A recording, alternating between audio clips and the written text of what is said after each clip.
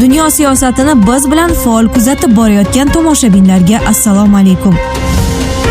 Eron Xamenei o'limiga javob yo'llamasligi kerak. Tramp Eron javobidan xavotirda.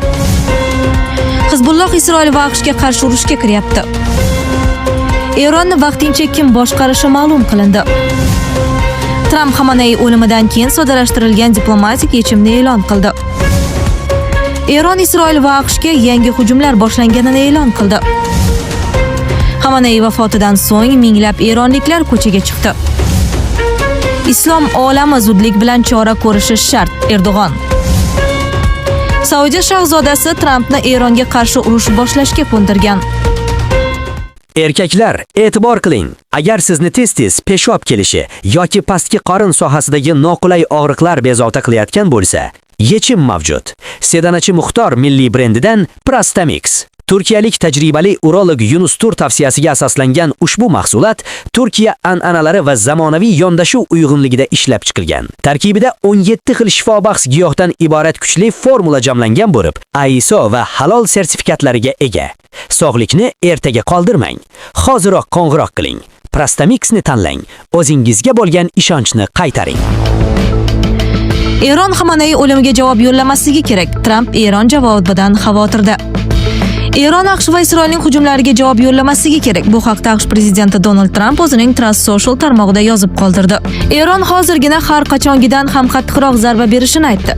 Bunday qilmagani yaxshi, chunki bunday qilsa, biz ularga hech qachon hech kim ko'rmagan kuch bilan zarba beramiz, degan Oq uy yetakchisi.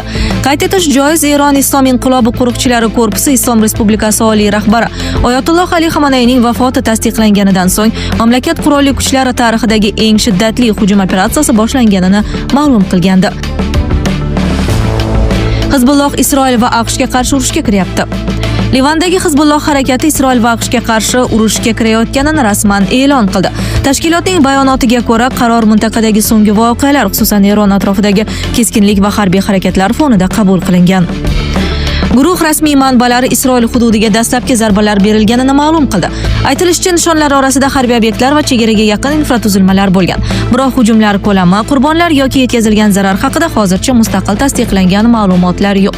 Isroil armiyasi esa vaziyatni nazorat qilayotgani va havo hujumidan mudofaa tizimlari ishga tushirilganini bildirgani haqida mahalliy OAVlar xabar tarqatmoqda. Hizbulloh o'z bayonotida harakatlarni qarshilik doirasidagi majburiy javob deb atab, Isroil va AQShni mintaqadagi keskinlik uchun mas'ul deb ko'rsatgan. Tashkilot shuningdek, hujumlar davom etishi mumkinligini istisno etmagan. Tahlilchilar fikricha, agar to'qnashuvlar kengaysa, bu Livan-Isroil chegarasida to'liq harbiy mojaroga aylanishi va Yaqin Sharqdagi vaziyatni yanada izdan chiqarishi mumkin.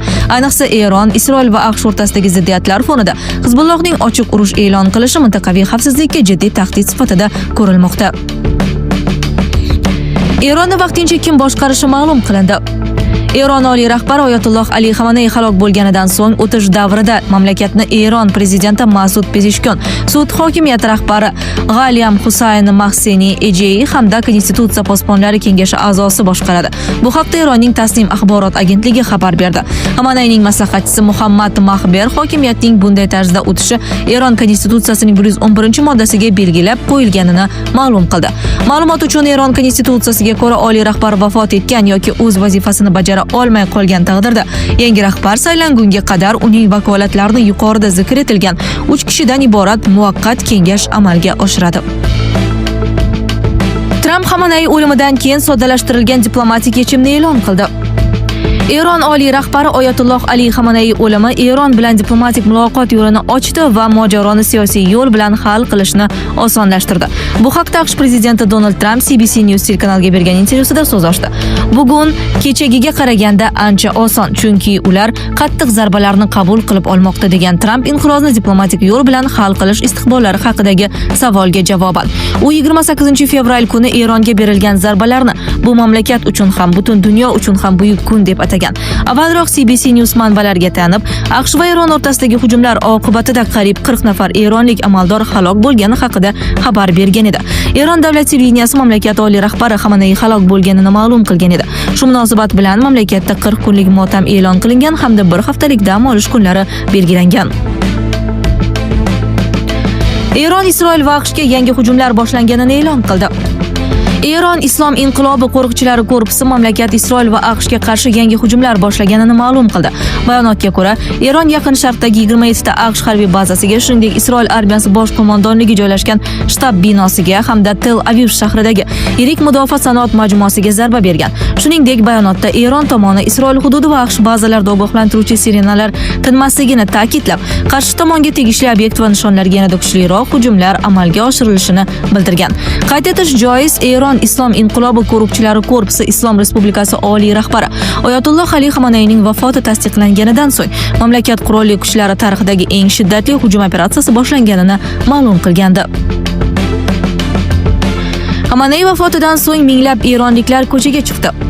Oyatulloh Ali Xameney vafot etgani haqidagi xabarlar ortidan Eronda ikki xil munosabat kuzatilmoqda. Minglab odamlar uni xotirlash uchun Tehron ko'chalariga chiqqan. Davlatga yaqin manbalar va ijtimoiy tarmoqlarda tarqalgan videolarda ayrim ziyoratgohlar, jumladan Imom Husayn ziyoratgohi atrofida odamlar motam tutayotgani aks etgan.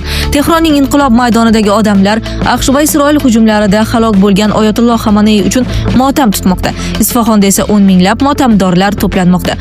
Kadrlarda to'planganlar marhum oliy rahbar uchun duo qilayotgani, ayrim joylarda esa Amerikaga o'lim va Isroilga o'lim deya shiorlar yangrayotgani ko'rinadi.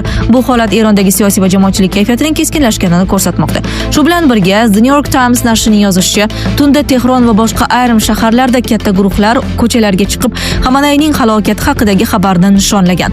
Nashr bu holatni jamiyat ichidagi kurashlar turlicha ekanining ifodasi sifatida baholagan. Eron rasmiylari Ali Xameneyning o'limi uchun qasos olinishi haqida ogohlantirdi. Hukumat va Islom inqilobi qo'riqchilari korpusi tarqatgan bayonotlarda aybdorlar jazosiz qolmasligi ta'kidlandi. Eron hukumati bayonotida to'liq kuch va qat'iyat bilan bu jinoyatning aybdorlari va tashkilotchilarini qilgan ishlaridan pushaymon qilamiz deyilgan. Rasmiy Tehron ushbu hodisani og'ir jinoyat sifatida baholab, tegishli choralar ko'rilishini ma'lum qilgan. Islom olami zudlik bilan chora ko'rishi shart. Erdo'g'on. Turkiya prezidenti Rajab Tayyip Erdo'g'on Isroil va AQShning Eronga qilgan hujumlarini qoraladi hamda bu harakatlar Eron suverenitetini ochiqchasiga buzishini ta'kidladi.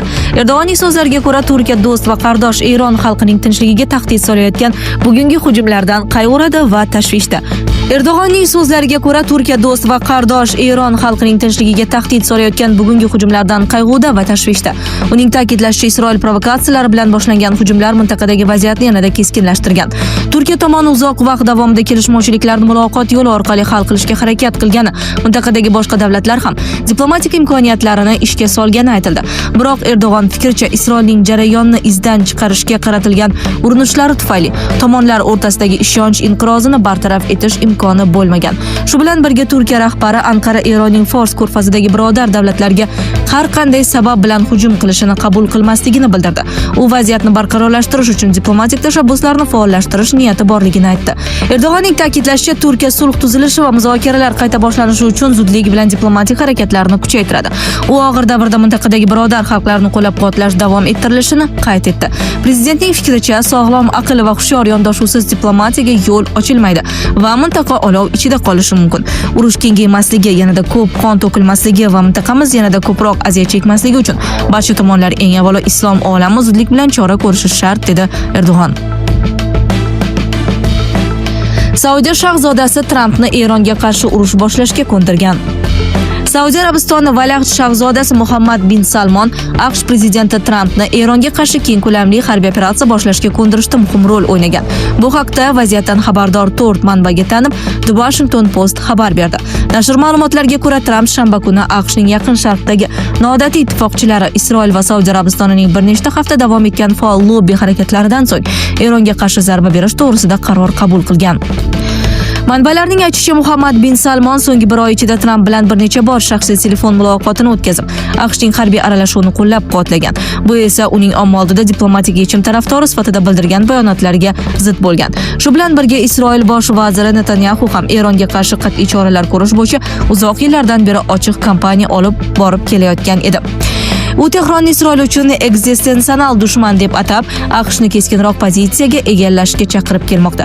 The Washington Post'ning yozishicha, Trump qarorni AQSh razvedka hamjamiyatining baholariga qaramay qabul qilgan. Razvedka hisobotlarida keyingi 10 yil ichida Eron kuchlarining AQSh materik hududida bevosita tahdid solish ehtimoli past ekani qayd etilgan edi. Shunga qaramay Oq uy Eronning mintaqadagi faolligi va ittifoqchilarga tahdidini asos sifatida ko'rsatgan. Sizlarga yetkazmoqchi bo'lganlarimiz shulardan iborat edi. Dunyo yangiliklaridan uzoqlashmang.